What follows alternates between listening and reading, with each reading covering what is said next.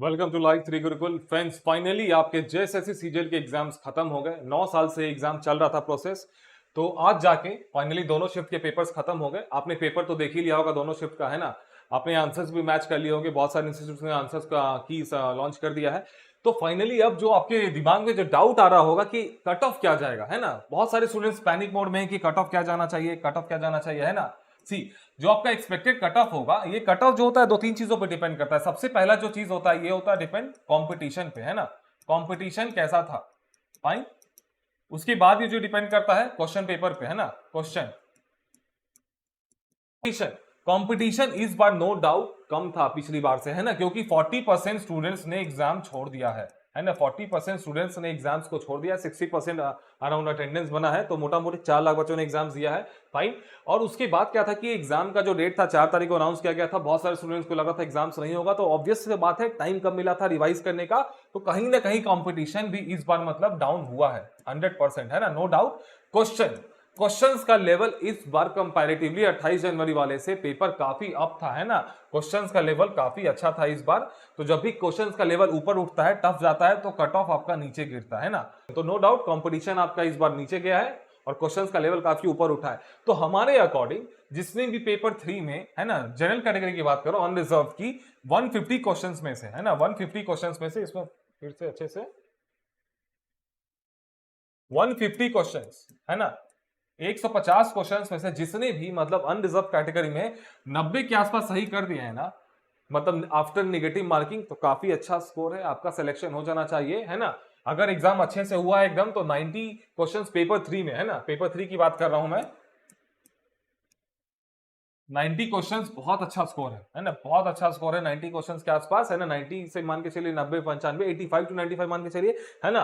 तो 90 प्लस जिसका भी है उसका काफी अच्छा मतलब परफॉर्मेंस रहा है इस पेपर में, क्योंकि पेपर का लेवल अच्छा था। इन्होंने यूपीएससी के क्वेश्चंस डाल दिए हैं, मैथ्स का लेवल बहुत अच्छा था, झारखंड जीके ठीक था, बाकी जो जनरल स्टडीज वाला पोर्शन था वो काफी अटपटांग सा था, है ना। साइंस भी अच्छा पूछा था, तो 90 plus is a good score, है ना, 90 plus is a good score. अब बात करते हैं पेपर 2 की, तो पेपर 2 में सबसे पहले बात करते हैं हिंदी की, है ना। हिंदी तो काफी टफ था इस बार, है ना, बहुत ज्यादा मतलब इसे आउट ऑफ द सिलेबस पूछा गया। खोटा का लेवल वही था जैसा पहले पूछा गया था, है ना।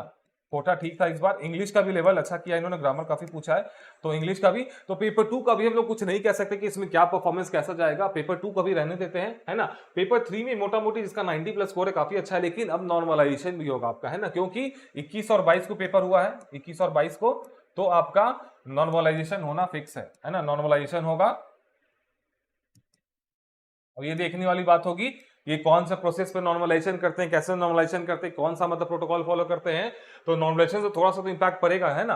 तो देखने वाली बात होगी अभी।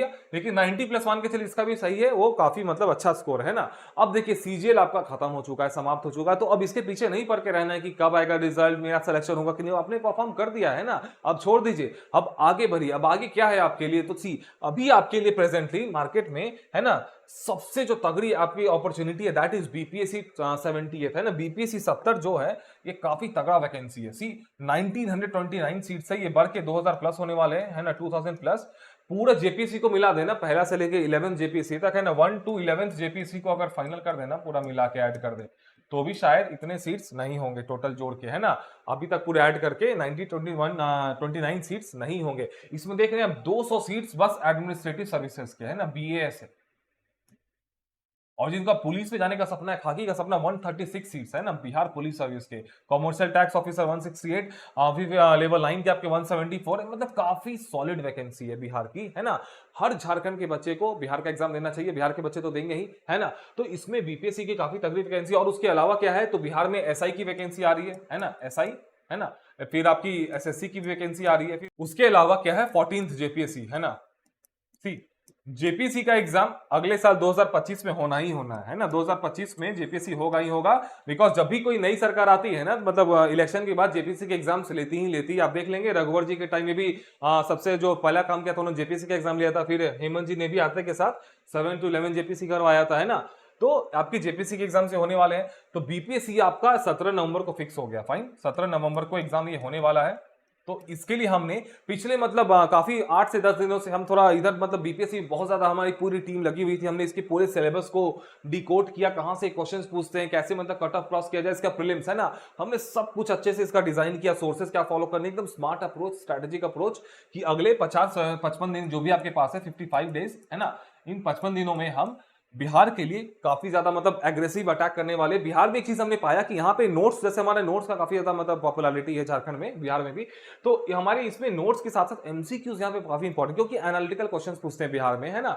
और जेपीसी की भी हम जेपीसी के लिए देखिए आपको मिनिमम कम से कम 5 to 6 मंथ चाहिए होता है, तो ये बड़ा मैच है। इसमें अगर आपको तैयारी करनी तो अभी से आपको स्टार्ट करना ही पड़ेगा। तो सी बिहार के लिए हम कल से अपने एप्लीकेशन पे BPSC prelims special batch launch कर रहे हैं है ना, बिहार के लिए स्पेसिफिक पूरी रिसर्च करने के बाद। हमारी स्पेशलाइजेशन है सिविल सर्विसेज एग्जामिनेशन है ना, हमारी बीपीएससी जेपीएससी तक के एग्जाम्स हम काफी मतलब हमारी डीप एनालिसिस रहती है। तो इसमें हमने बीपीएससी की पूरी अच्छे से सब कुछ एक एक चीज को एनालाइज किया, उसके बाद हमने 55 डेज का एक मतलब इसमें हम स्टार्ट करने वाले हैं। इसमें प्रीलिम स्पेसिफिक होगा, हम पीटी पे पूरा फोकस रहेगा हमारा, कैसे पीटी को क्रैक किया जाए है ना, मिनिमम इनपुट मैक्सिमम आउटपुट है ना, जरूरत नहीं है सब कुछ पढ़ने की। और 14 जेपीसी 2025 में इसके एग्जाम्स होने ही है ना। नोटिफिकेशन देखिए, अगर ये 11 जेपीसी फाइनल कर देंगे जाने से बोले तो शायद 14 का नोटिफिकेशन भी दे दे। इनकेस अगर नहीं आता तो 2025 में इसका एग्जाम तो होना ही है ना। मान के चलो कि आपको 5 to 6 मंथ्स आपको देना ही पड़ेगा इस एग्जाम में। बड़ा एग्जाम होता है, मेंस का सिलेबस काफी वास्ट है इसका। अगर जिसको रैंक लाना है एकदम 14 में तो उसको अभी से तैयारी स्टार्ट कर देनी चाहिए। तो दोनों बैचेस हमारे कल से स्टार्ट हो रहे हैं, 14 जेपीएससी की और बीपीएससी 70 की। तो हमारे एप्लीकेशन में जो काफी नॉमिनल फीस है इसकी, तो आप लग जाइए दोनों एग्जाम्स में है ना। और एक आपका फॉरेस्ट वाला भी एग्जाम है ना, फॉरेस्ट वाला जो झारखंड का वो भी कैंसिल हो चुका है, वो आगे जा चुका है। तो बिहार पे हम सबसे पहले अटैक करते हैं और झारखंड 14 पे, और अभी एसआई उसाई जब आएगा तो देखा जाएगा है ना। तो इन दोनों, ये दोनों बड़े एग्जाम्स है ना, ये थोड़ा टाइम मांगते हैं और ये लेवल 9 के पोस्ट देते हैं आपको है ना, बहुत अच्छी अपॉर्चुनिटी है। तो इसको अच्छे से टैप करना और जैसे सीजीएल का एग्जाम देकर अब उसको भूल जाइए। अब जो भी रिजल्ट आएगा, जो भी आएगा उसको एक्सेप्ट करना है। अब स्टार्ट करिए, अपने नेक्स्ट टारगेट पे मूव करिए है ना। तो ऑल द बेस्ट, मिलते हैं कल।